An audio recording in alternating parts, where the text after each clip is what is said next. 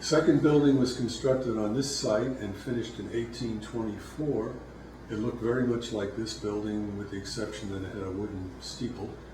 But unfortunately in 1871 there was a fire. It was gutted for the most part. And this building was constructed using the remnants, which the walls were still there for the most part, and finished in 1875. So what you see is from 1875. So you can go in.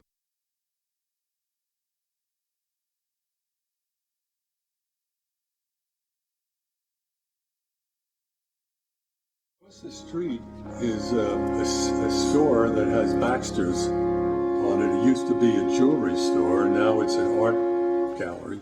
But at one time, I don't know, it probably wasn't Baxter's then, but it was a bakery. And the bakery caught on fire, and some of the ashes came over. I don't know, the building that burned, I believe it had a wooden steeple. I don't know if that caught on fire or just something else caught on fire.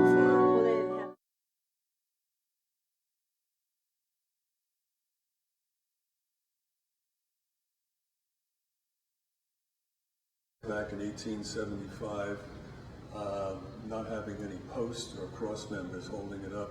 It's probably from the sort of semi-arch shape, and it's also supported with the structure up above. Now you admired stained glass windows. Gorgeous. They're not stained glass. They're not. They are early post-Civil War painted American glass. Wow. They are museum quality. Oh, And we now have them protected on the outside from storm damage with clear tempered glass. oh wow. We do get a few storms that come through here on occasion, and we used to have to hammer up plywood. And then of course the first Sunday after that, everybody'd say, it's pretty dark in here. So you'd have to take them down, and then 2 weeks later another storm would come through. So where we were, so this was a good investment. Coming from Florida, we understand how that works. Yeah. This is an Episcopal church, and when it was founded, it was a Church of England, Anglican church. And we had some folks from the National Cathedral in Washington come down and give us some advice on how to refurbish the windows, which we did about 4 years ago, so they're a lot brighter. The window above the altar of Jesus with the little children, I believe is stained glass, but it was purchased primarily through the efforts of some of the young girls back in 1875. They had a young women's sewing group, crocheting, knitting, did other handiwork, made candle lighters, and they sold it, and they raised $450. $150 went towards the construction of the building, and $300 paid for the window. That's a lot of money back then. Oh yeah. And up above is our organ and our organist. And that's where our organist and our choir sit during our main service on Sunday.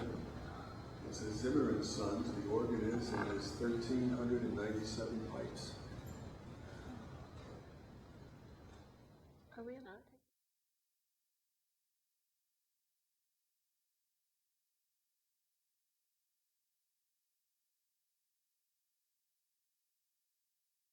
Communion service that we still use at our services today. Oh. And on each piece you can see the British coat of arms. And one side is a little G for George, and the other side is an R, Rex, for King George II. This is a King James version of the Bible, printed in 1717. And not only is it old, but it's loaded with mistakes. The biggest mistake is the 20th chapter of Luke is the parable of the vineyard, and it was printed the parable of the vinegar. So it's known as a vinegar Bible.